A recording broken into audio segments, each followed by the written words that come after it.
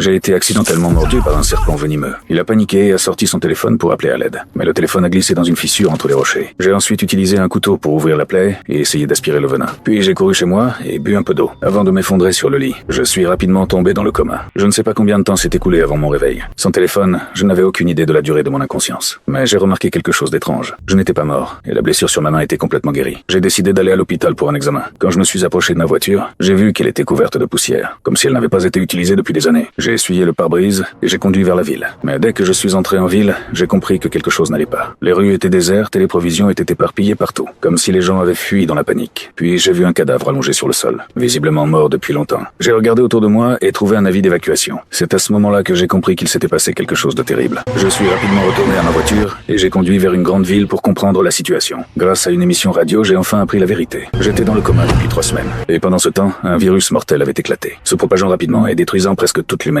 J'ai atteint la ville la plus proche, Las Vegas. Autrefois une métropole vibrante. Elle était maintenant une ville fantôme sans vie. Pendant les jours suivants, j'ai cherché des survivants dans la ville, mais je n'ai rien trouvé. Au bord de la crise de nerfs, j'ai roulé sur une route de campagne, perdant complètement tout espoir. Puis un chien est soudain apparu au milieu de la route. Il avait lui aussi survécu au virus. En voyant ce chien, j'ai retrouvé un peu d'espoir. J'ai emmené le chien à la bibliothèque et j'ai commencé à étudier les connaissances de survie. Médecine, système d'eau, électricité et bien plus encore. Le chien et moi avons survécu ensemble pendant 1 an. Alors que je commençais à m'habituer à cette nouvelle vie, j'ai soudain remarqué de la fumée s'élevant d'une maison au loin. Cela ne pouvait signifier qu'une chose. Je n'étais pas le seul survivant.